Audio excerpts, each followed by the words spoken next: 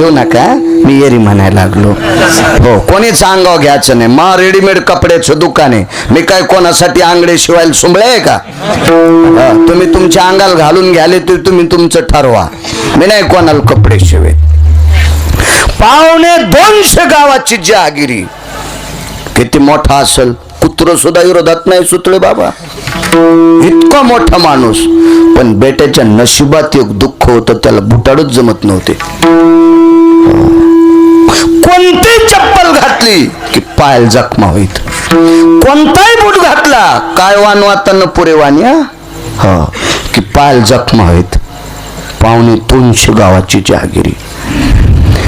या पवित्र महाराष्ट्रामध्ये, या पवित्र देशामध्ये अजून काही राज्यात तो व्यक्ती फिरला, त्याने नाना प्रकारचे चर्मकार शोधले, पण बूट काही घातला की त्याला त्या जखमा होऊ लागल्या. दादा जरासा का आवाज वाढवा, भूक लागली माय. खूप काही प्रयत्न केला, सगळं सुख. त्याच्या पालखीला खांदा देणाऱ्या मल्लायला खपक्या बुट, पुढं 4 आणि पाठीमाग 4 जे मल्ल होते का खपक्या, त्याला अशी बुट, पण यल नव्हतं घालता येत. कानोकान खबर लागली, जागीरदार तुमच्या पायाला गोड असा पोषक जोडा देणारा, बुटाला जोडा म्हणायचे त्या काळात, आता नाव बदलली, असा बूट जोडा करणारा एक फार सुंदर चर्मकार आहे, आणि त्याच्याकडे तुम्ही पायाचं माप देऊन घ्या, तुमच्या पायाला फार सुंदर बूट करील, त्यानं जखमा होणार नाही, पाय सुजणार नाही, काय होणार नाही. चांगल्या माणसानं सांगितलं. मुलाला सांगितलं, बाबा अमक्या अमक्या ठिकाणी एक चर्मकार आहे, बुटा चपलाचं दुकान आहे त्याच्याकडं, छपरात दुकान, ते का शोरूम होतं का काय होतं, छपरात ना, आणि त्याच्याकडं तुम्हाला बूट पोषक मिळेल. पोरांनी डोळ्यातून पाणी आलं, सांगितलं, बाबा सगळ्या चर्मकाराच्या दुकानातून आणलेली बूट चपला जर एक केल्या तर आपलं अख्खं कुटुंब जळन. गत्वा निषधो मृत्युर्भया तथाम चर्मास्तितेषु हो. देशी पेनाराच वाक्य नाही, पोराच वाक्य त्या जहागीरदाराचे. बाबा आपण जर एकाच वेळेला आपल्या कुटुंबावर घाला घातला, आपण सगळेजण मृत्यू पावले तर लाकडं टाकायचं काम नाही, आपण बुटा छपलाच जळू इतके साचलेत. कोण आहे तो चर्मकार तुम्हाला बोट देणारा? मन ग्वाही देत रे. बऱ्याच लोकांनी त्या चर्मकाराचं नाव सांगितलं, मला असं वाटतं त्याच्याकडे जावा. त्या चर्मकाराचं नाव रोहिदास, काही रविदास सुद्धा म्हणतात, रोहिदास रविदास. विटेवरच्या मालकाचे भक्त आहेत, नामधारक आहे, भजन करणारा वारकरी आहे, पण पोटा करता धंदा, आणि करत जावा माणसानं. ज्यानं लग्न नाही केलं त्यांना नाही केलं तरी धकन, पण ज्यानं लग्न केलं त्यानं धंदा करायलाच पाहिजे. हरि का नाम पेट का धंदा न करे ओ मूर्ख अंधा. पोटासाठी काम करावंच लागतं. ज्याच्या वाट्याला जो व्यवसाय, शेती असेल, नोकरी असेल, काय असेल, काम करत राहायचं. आऊतखोड सागाचं जरी केलं बांधाव ठेवलं की खराब होतं. हिवराचं करा ना, उरलं की पुन्हा इड्या ठोकायच्या, बंग चलत. बसून नाही राहायचं, बसलं की भंगार होतो बघा. कोटी रुपयाची गाडी हप्त्याला एकदा शेल्फ मारावं लागतो म्हणत तिचं असंच असते. मला काय माहित नाही, मी फिरून फिरून जरा जरा डोक्यात आले. 7वी शिकेल मी, पण तिला पण चालू ठेवावं लागतं, नाही तर तिचं इंजन जाम होतं, पुन्हा काही जाम होतं. हो, ह्या पण गाड्या फिरावत लागतात. हो, सकाळी सकाळी आम्ही लांब काल्याला चाललो, तालुका इकत घेतील अशी माणसं मया पुढं पळायला. हो, सकाळी व्यायामाला, त्याला माहिती आपण नाही पळालो की झोपीतच मरत होत. काम करावंच लागल ना. हो, मध्यंतरी जरासा खलकटपणा आला. धोण्याला बाई, भांड्याला बाई, स्वयंपाकाला बाई, खाऊ घालायला ऐक नाही काय माहित. सगळ्या कामाला बायन येईन रोड जाम केला. वा, जशी रेस हाऊसचे घोडेच पळायलेत. धैन तू धुन तो कॅल्शियम ढिलं होते, चालली इकडे रोड जाम करायला. काम करायचं कटाळा आलो. काही सोंग आमच्या इथे एक दिवशी इस्तू पडला. आमच्या पोरायची माय म्हणली, पोरायची माय म्हणजे माय बायको, पुन्हा इचकिताने कोणाला ती म्हणली त्या अशा टोचायच्या चपला आणा. ते म्हणलं कशाला? त्यानं ते काय होते म्हणले, पंक्चर काहीतरी प्रेशर. इंग्रजीत माया कुठून कोणी हा रक्त असं बोलत जा ना आपल्या भाषेत. हो ना. हा, ते लय दिवसपासून इंग्रजी बोकांडीव घेतली लोकांनी. बँकेत एका बाईनं अंगठा द्यायला मिळालं, काय चाललं आजी? फार बिजी. अरे बाप्पा, सही करा तर लाशाही आणि बिजी म्हणायली. अरे वा, हिला पैठणच्या तळ्यात टाकावा, माशा तरी सुधरत. खाती महाराष्ट्रातलं, गाती पाकिस्तान मधलं. विठाला विठाला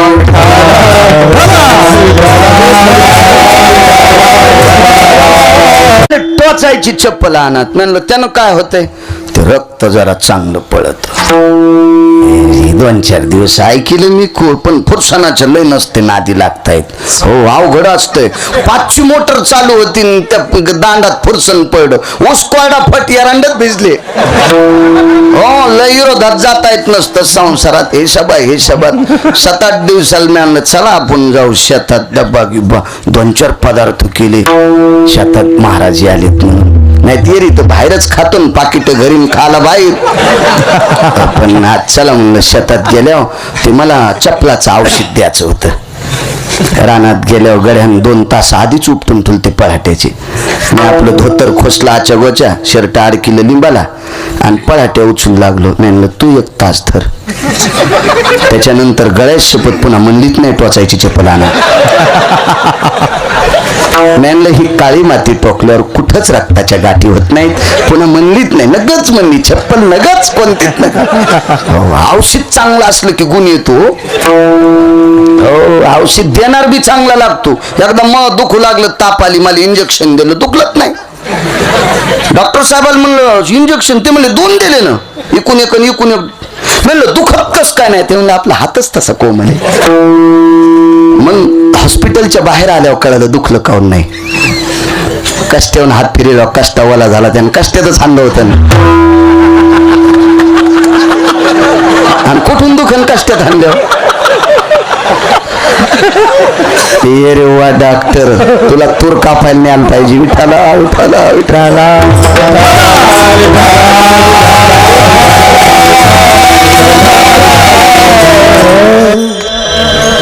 मुलानं सांगितलं बाबा, देहम मृत मृत्यू सारेषु. सगळे जर एका वेळेला गेलो तर आपण बोटा चपलात जळू, इतके आपल्याकडं बोराडे मामा बोट आहेत, असं मुलानं सांगितलं. पण त्या जहागीरदाराची भावना एका वारकऱ्यावर बसली. त्या वारकऱ्याचं नाव संत रोहिदास महाराज. जायचं इतक्या लांब कसं? पालखी घेतली आणि पालखीत बसून तो जहागीरदार त्या गावात आला. 250 गावाची जहागिरी. कल्पना कर, त्या काळातली माणसं वजनदार होते, महिमेत राहत होते. हा, आता ज्याच्याकडे नाही त्याच्याकडे नाहीच, पण ज्याच्याकडे भरपूर, ज्याच्या बँकेत कोटी, त्याच्या धोत्राला गाठी. येडेवणीच करणार ते. वजनात राहत होती माणसं. काय पालखीतून खाली उतरल्याबरोबर अख्खं गाव जमा झालं. रोहिदासांकडं जहागीरदार, रोहिदासांकडं जहागीरदार. चपला शिव लागली. पटकन उठले, प्रणाम केला. भालदारांनी सांगितलं तुमच्याकडे आलेत. अरे बापरे, काय बसायला टाकू?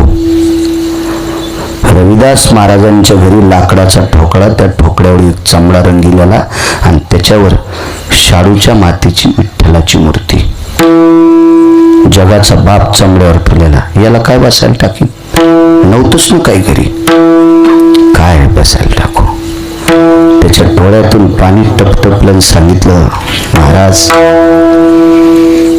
50-60 वर्षाचं आयुष्य गेले, पण आतापर्यंत पायात बूट चप्पल घालायचा योग नाही आला. कोणीही चर्मकारानं बूट शिवला की पायाला जखमा होत्यात. काय त्याला ॲलर्जी म्हणता येईल आपल्या भाषेत, असं होते. आणि माझी अपेक्षा आहे तुम्ही मला जोडा शिवा. काय वाण वाटणं पुरी वाणी. आणि मी परवाला येणार महाराज. हे मोठं लोक नरम तितके नरगिलो तितकेच हात जोडे पाय पोडे डोळे भरून आले आणि परवाला येतो म्हणे मी बूट घ्यायला. जी या. झोपाटा लावला दुकानाला. दररोज कशा चाल झोपाटा. आतमध्ये गेले. आई बाबा बंगईवर होते. बाबा एक जहागीरदार आलते. म्हाताऱ्याने सांगितलं अमके अमके. जी. त्याला म्हणे पुण्यात चर्मकाराने शिवलेलं बूट येत नाही आणि मला परवाला बूट घेण्यासाठी माझ्याकडे येणार येतं. आज मी त्यांना सांगितलं की माझ्याकडे रंगवलेलं चर्म नव्हतं, परवाला बूट पाहिजे.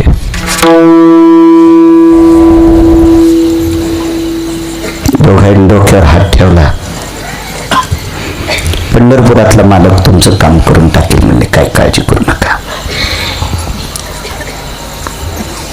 शेवावती सुतळे बाबा. शेंडीला सुतळीचं एक टोक बांधलेलं आणि दुसरं बंगईला बांधलेलं होतं.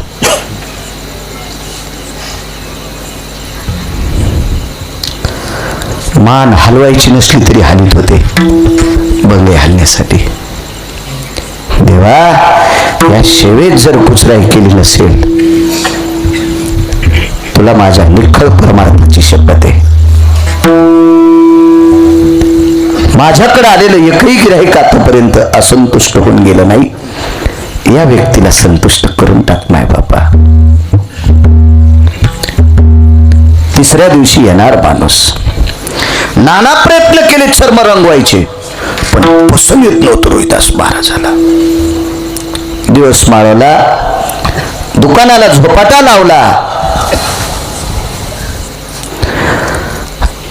घरातली जेवणी खावणी आटपली. सगळी जण झोपली. रात्रीला 10:30 वाजता विटेवरच्या मालकाची शेजारती झाली.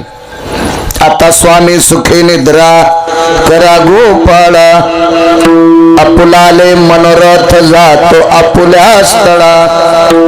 शेजारती झाली. दृष्ट काढली सखयाची, पांडुरंग रायाची दृष्ट काढली. सखयाची पांडुरंग रायाची दृष्ट काढली. शेजारती झाली. विडा झाला. किलूप लावलं पुजाऱ्यानं. सेस टाकली. त्या शेजोर जगाचा मालक नाही सुटले बाबा. तसा सुटला सुखद बुवा आणि जगाचा बाप रविदास महाराजांच्या दुकानात. चमडा काढा. नाना रात्रभर रंगीला चमडा. रात्रभर चमडा बुडवायचं कुंड असतं चर्मकाराकडे. त्या कुंडात चमडा बुडवायचा, पुन्हा रंग व्हायचा. त्याला खाली खाणीकोची जर कुठं लुंगसाडा असतील तर ते रापीनं असे मरदायचे. पुन्हा त्याच्यावर एक ते ठोकळा असतो त्यानं मरदायचे. जशी शाई मर्दित का तसा तो चमडा मरदायचा. 2-2:30 वाजता काम आटपलं. सकाळी 9 वाजता 250 गावाची जहागिरी असलेला जहागीरदार पालखीतून खाली उतरला. रविदास महाराज. वजनात आवाज. रंगवला का चमडा. घाम सुटला कच्सर घाम. रविदास महाराजांना. अरे बापरे, चमडा यांच्यासाठी चांगला चांगला रंगवायचा तर पैसे लागतील, आणि बुवा वजनात नुसती ऑर्डर देऊन गेलाय, पैसे कुठे आहेत? शुक्ल बाबा बाजूला पाहिलं की दोन चमडे चंद्र सूर्याच्या प्रकाशाला तेजाला लाजवतील इतके चम चम चम चम चम चम चमकणारे दोन चमडे हातात घेतले. या महाशय या टेकायच्यावर पाय पाय टेकल्याच्या नंतर आगा शिरसा तंतुयम सुचागृह, डोक्यावरचा जो केस असतो का, या केसा इतका सुद्धा चमडा कानाकोचा नव्हता, तितकंच माप. उद्याला देऊन टाकतो पोट. आतमध्ये गेले, विचारलं चमडा कोण आणून टाकला, कोण रंगीला?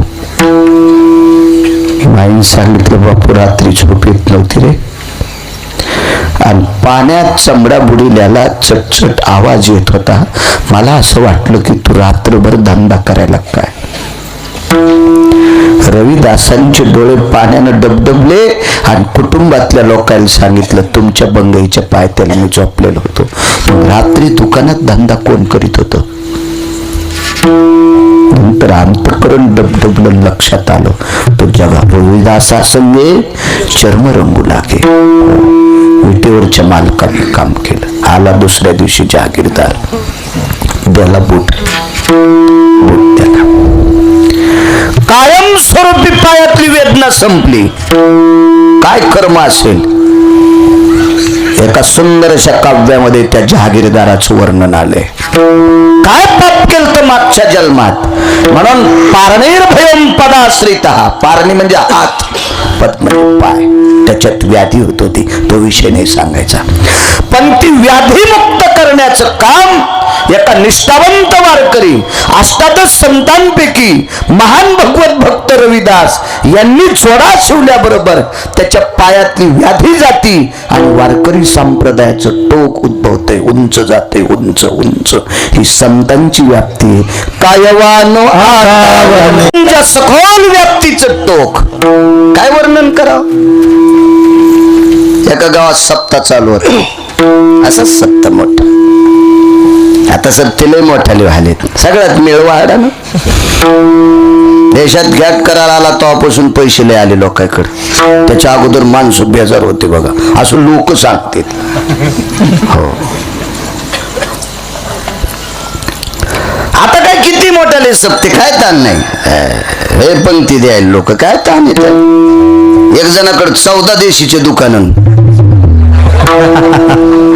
आणि त्याची पंगत. भातातून निशा आली लोकायला. महाराज म्हणला काय त्यांचं वैभव आहे, काय परमार्थात अंग आहे. तो संसार जिता जळण. कोणाला चोंभाळायला का पाकिटासाठी सोंबळ्या. विठाला विठाला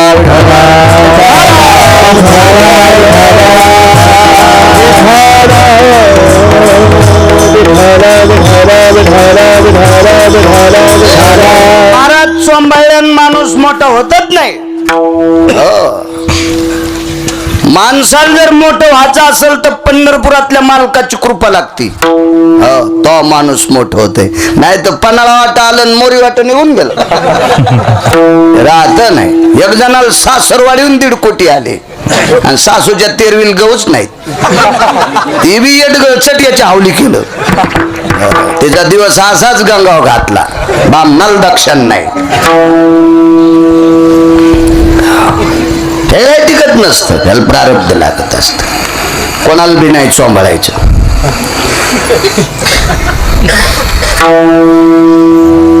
सप्ताह चालू आहे मोठा. 50 वर्षापूर्वीची गोष्ट, फार मोठा. धर्म भास्कर वक्ते बाबा सांगायचे. इतका मोठा सप्ताह, इतका मोठा सप्ताह. त्या सप्त्यामध्ये मिष्टान्नाच्या पंगती होत्या.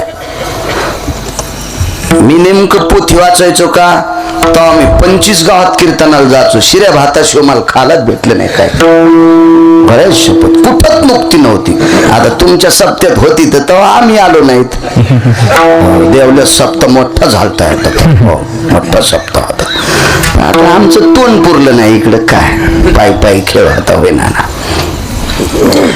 मग काय कधी बासुंदी कधी जिलेबी काय असा सप्ता. आचारी बी तसाच होता. काय काय आचारी पेलेले नुकतीचा लंबा दाना.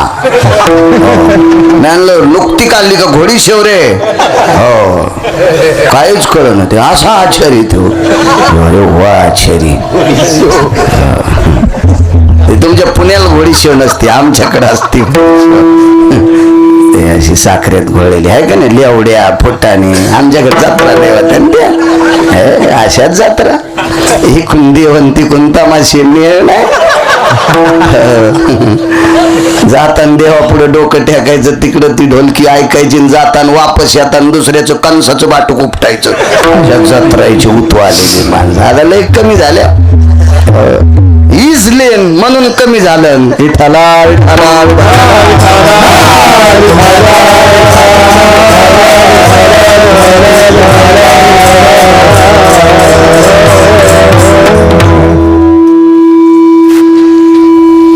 आचार्याला सप्ताह कमिटी कर. काय वानू आता न पुरे वाणी. मालक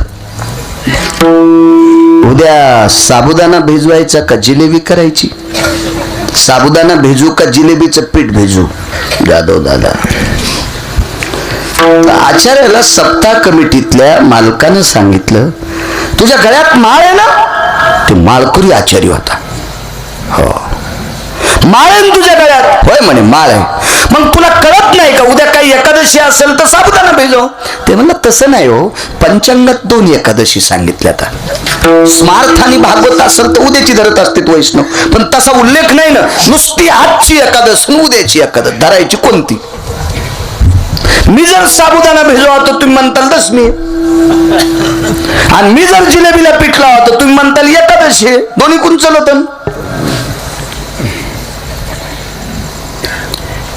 एका राजानं चिमणीचं पिलू हातात धरलं आणि ते म्हणला जे खरं बोलीन त्याला 1 कोटी, खोटं बोलन त्याला फाशी. सांगा पिलू चित्त का मेलं इथं. असं हातात धरलं चिमणीचं पिलू. सुद्धा बाबा बारीकसा असं लहानस धरला हातात. एक जण लय हुशार होता. म्हणला साहेब कोटी नगन मरण नगर खाऊन नग. ते म्हणला मारायचं का जिथं ठेवायचं तुमच्या हातात. दोन्ही कुणा चलत ना. आम्ही जिथं म्हणलं की तुम्ही कुचकून दाबलं ते का चुई करतं का पोई करतं काय करत. आणि आम्ही मेलं म्हणलं की तुम्ही आधार धरिता.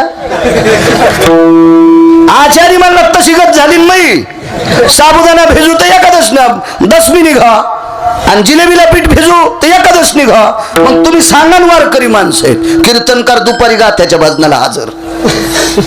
होती परिस्थिती महाराज तशी.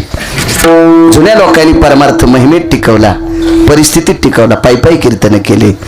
आपल्यासाठी काळ गोड आलाय. हो कीर्तनकार हजर झाले गाथ्याचं भजन महिमेत. भजन आटपलं, गाथ्याचं पंगत बसली. पंगत आटपल्याच्या नंतर कीर्तनकार बैठकीत सगळेजण जवळ बसले. महाराज एकादशी उद्याची धरायची परवाची. ते म्हणले 8 दिवसापासून माझ्या डोक्यात तेच फिरायले. आता वरमाईला जाणं सगळं म्हणल्या बाकीच्या तर इकडे तिकडे फिरले ना. कोकाचं बोटन चहाचं घोट चलवट वंगण पिन निघवारी. लग्नातला चहा म्हणजे किर्लोस्कर इन्नाचा आईल. दुधाचा ठेपा नाही पतीचा पता नाही.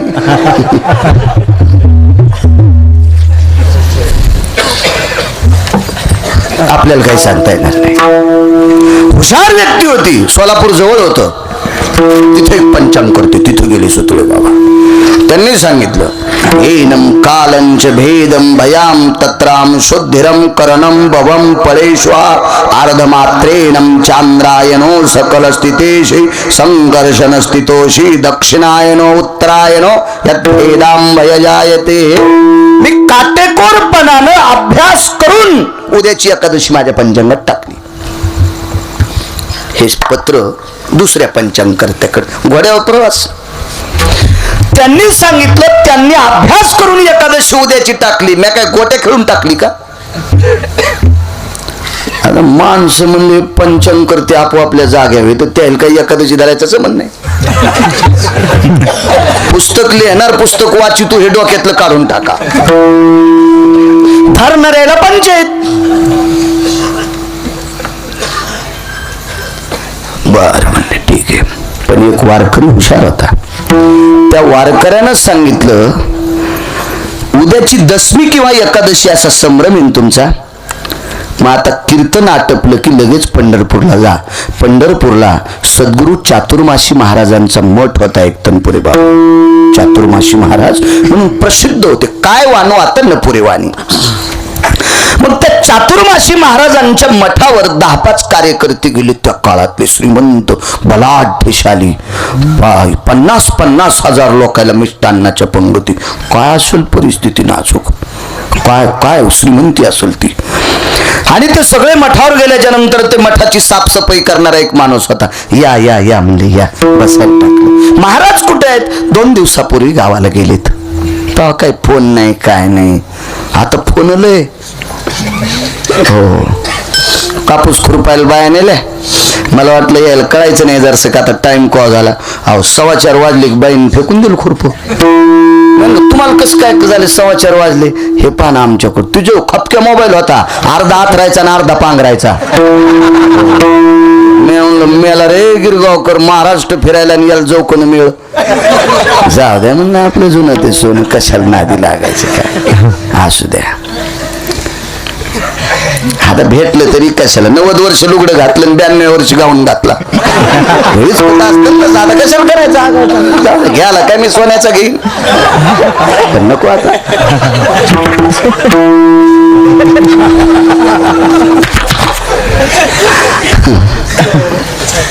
मग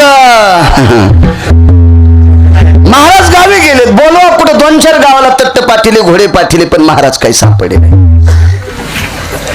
त्या आश्रम झाडणाऱ्याने विचारलं काम काय? तुला काय सांगायचं? माणसं बिले टिकीत न. अरे त्यानं पाणी दिलंय, सतरंजी टाकली, हिशोबात बोलणं. माणसं सामान्य नीट बोलतच नाहीत, पण सामान्यापासूनच मोठ्याकडे जाता येते. हो, काय नाही म्हणे आमच्याकडं सप्त्यामध्ये एकादशी 2 आल्यात, कोणदिशी काय ती ठरवायची. आणि म्हणले मग इतकं काय तुम्ही ताण घ्याले? तुम्ही घाम पुसायले गार जागेवर बसून. अरे म्हणले घाम याचीच गोष्ट आहे ना. 50,000 लोक जेवतात म्हणे आमच्या सप्त्यात. आता साबुदाणा करावा का जिलेबी करावं हे कळलं ना आम्हाला. हे सोपं आहे म्हणले. आमच्या महाराजानं पाळलेलं कुत्रं सांगते. गोळ्या संपल्यात म्हणे. पागल झालं काय रे? कुत्र्याला एकादशी कळत असते का? पंचांकर त्याच्या कॅशेट गुंडाळल्यात. आयुष्य गेले आमचं कीर्तन ऐकत ऐकत आम्हाला काय मिळ लागेल. कुत्र्याला काय कळतंय? ते म्हणला विश्वास असला तर बघा राव. अरे महाराज सांग. अहो तुम्हाला हेच आमच्या महाराजावर तुमचा विश्वास आहे म्हणजे चातुर्मासी महाराजावर. मग आमचे महाराज कुत्र जे दिवशी भाकर खात नाही त्या दिवशी एकादशी करते. आता काय राहिला सिद्धांत? ठीक आहे म्हणजे ठीक आहे ठीक आहे ठीक आहे ठीक आहे. बरं थांबतोच मुक्कामाला. सकाळी सकाळी त्याला पोळी टाकली, खाल्ली कण कण कण कण पोळी. आश्रम झाडणाऱ्यानं सांगितलं जा आजची दशमी पळा सुटा. केली दशमी. पण त्याच्यात एक रगील होतं. असतेच ना हे कुदांडे भरते काय काय आडकीता ठेवून देते ना दारानं सुपाऱ्या फोडते. अरे आडकीता सुपारी कापायला तुला सुंबळ्या पर त्यांना दाडा अशी काय काय लई रगील. मोकार टेकन चौघीत लुगडं एक आशेचात लय उतू आला. परमार्थात जाईन चावून गेल्यावर माळी घातल्या का तिले आपल्या नाकात काड्या घालतात. महाराज पहिल्यासारखे राहिलेत नाही. शेपटी आल्यात का? अरे तू आता आला सुंबळ्या, तू ह्या अंगाचा ढवळ्या कोंबड्यावानी वास आलाय आणि तू आमच्या नाकात काड्या घालतो का? नालाय का? आमचे माप काढतो का तू? विठाला विठाला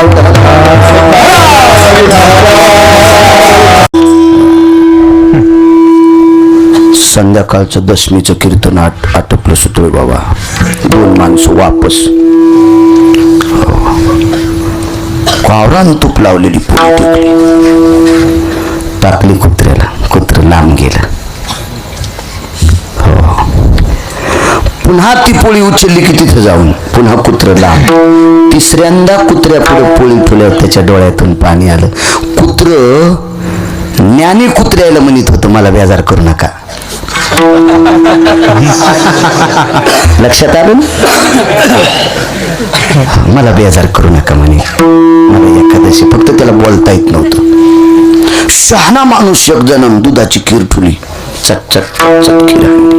योकलोय हुशार, त्याच्या शेवाया टाकल्या कुत्र्याला, त्याला माहिती बोटुळे जमत नाही, शहाण्याबाईने केलेली बोटुळे टाकली, सगळ्याला बोटुळे येत नसते. हो, काही काही बाईनं बोटुळे केली म्हणजे त्याला बोटुळा म्हणावं का बोटुळे म्हणावं हेच कळत नाही. हो, धरूनच खाचा, चमच्यान खाचा नाही, धरून खाचा ते बोटुळा. मी कसं असतंय, तुम्ही घरचं खाता त्याच्यामुळे तुमच्या काही लय ध्यानात येत नाही. मी रोज 2 गावचं खातो ना, त्याच्यामुळे मला खायचं मला माहित असतं. पुरणपोळी काय काय बायकांना करावं, अशी मस्त पुरणपोळी काही ना भाजली की खालचं पाखाड तळ्याला आणि वरचं उलताण्याला, आणि दोन्ही पाखाड चिटकले तर मग पुरण पाहावं लागतं मधात, खाल्लाकडे का वरलाकडे. एका बाईला म्हणा इकूनच पुरण गेलं, आमच्या इथं 2 पक्षाला मतदान आहे म्हणून एक अशी हुशार काय काय पाय, ते सुगरण लागते ना. बरी एखादी सुगरण असली तर वाढायला कंजूस. भजी अशी गरम झाली पोटात आग लागली, म्हणलं टाकणं बाई, 2च टाकले, म्हणलं डसू दे नीच होते हाताला.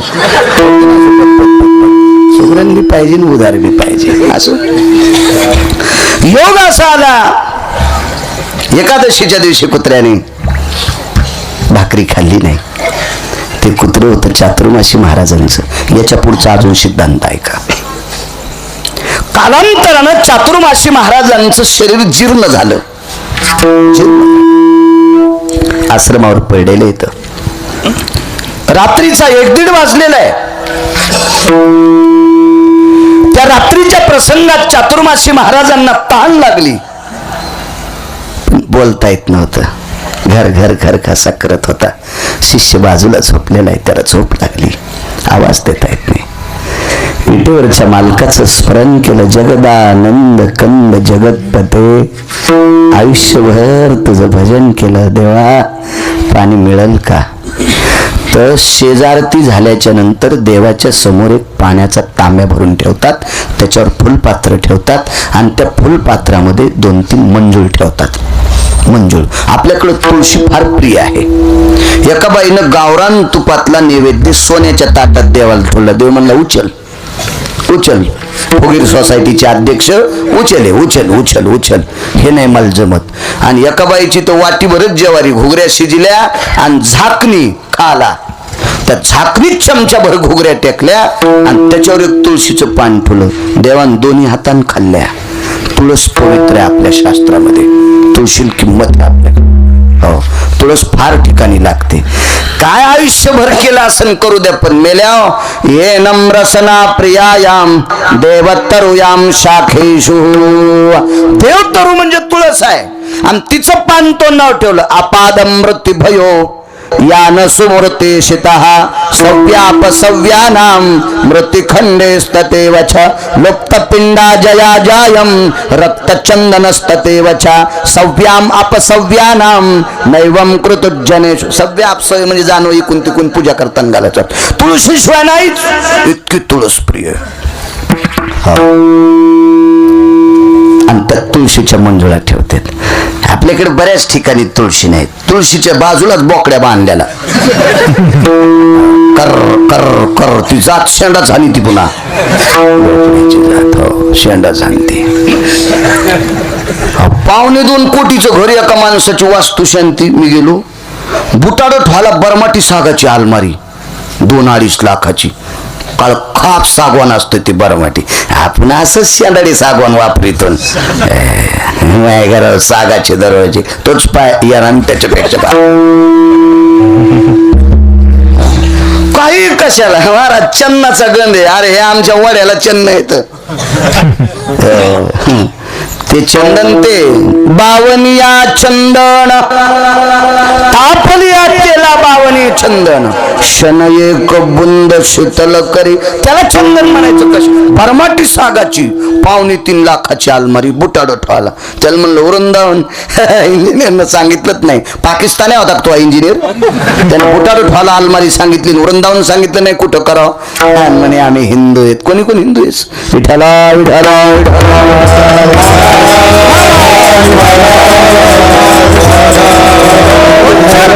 त्या फुलपात्रात रात्रीच्या 1-1:30 वाजला पुजारी झोपलेला आहे. ब्रह्मांडाचा मालक विटीवरनं खाली उतरला, तांब्यातलं पाणी फुलपात्रात ओतलं, फुलपात्रात मंजुळा कशाचा आणि तशाच गडबडीत चातुर्मासी महाराजांच्या तोंडात पाणी ओतलं. पाण्यासह मंजुळा तोंडात. जगाचा मालक वापस मंदिरात. सकाळी पुजाऱ्यानं चाव्या काढल्या आणि किलूप उघडलं. त्यावेळेला पंढरपुरातल्या चाव्या एका मोठ्या व्यक्तीकडे राहत होत्या. घोड्यावर जात होत्या आणि सकाळी घोड्यावर वापस येत होत्या. बाजूलाच गाव आहे पंढरपुराच्या. आपण गेलतो त्या काशेगावला. काशेगावला जहागिरी होती पंढरपुराची. तिथं असायच्या चाव्या. सकाळी यायच्या. पुजाऱ्याने चाव्या घेतल्या. किलूप उघडलं. तांब्यात अर्ध पाणी नाही. फुलपात्र तांब्याच्या खाली टेकले. एकही मंजुळा फुलपात्रात नाही. चाव्या माझ्याजवळ दरदर घाम पुजाऱ्याला. सात्विक पुजारी होता. आध्यात्मिक पुजारी होता. परमार्थिक वलय होते त्याच्या जीवनामध्ये. निष्ठेने विठेवरच्या मालकाची आनंदी आप्पा ते पूजा करीत होतं. त्याने विचार केला, आयुष्य गेले पूजा करता करता, अजून तांब्यावरलं फुलपात्र कधी खाली पडलेलं पाहिलं नाही. पाण्याची थेंब खाली पडलेली पाहिली नाही. मंजुळा कधीच गेली नाही. काय झालं असं? तेवढ्या अवकाशात सकाळी 4:30 वाजता एक निरोप आला. चातुर्मासी महाराज जात राहिले आणि काय साक्षात्कार म्हणे. त्यांच्या तोंडामध्ये 3 तुळशीच्या मंजुळा बाहेर लटकलेल्या. पुजाऱ्याने कपाळाला हात मारला. अरे बापरे, आयुष्य गेलं म्हणजे अजून साक्षात्कार नाही. आणि या तांब्यातलं पाणी चातुर्मासी महाराजांच्या तोंडात कोण टाकलंय? जगाच्या मालकानं. हा किती मोठा परमार्थिक पुरुषार्थ असेल हा सोडून द्या. या साधूला जगाचा बाप पाणी पाजित होता, हा भाग सोडून द्या. पण या साधूनं संस्कार केलेलं कुत्र पंचांकर त्याचा वाप मिटित आहे. आणि एखादंच सांगतंय, कुत्र, त्या कुत्र्यात एवढी ताकद आहे तर त्या साधूची व्याप्ती काय? कायवानो आता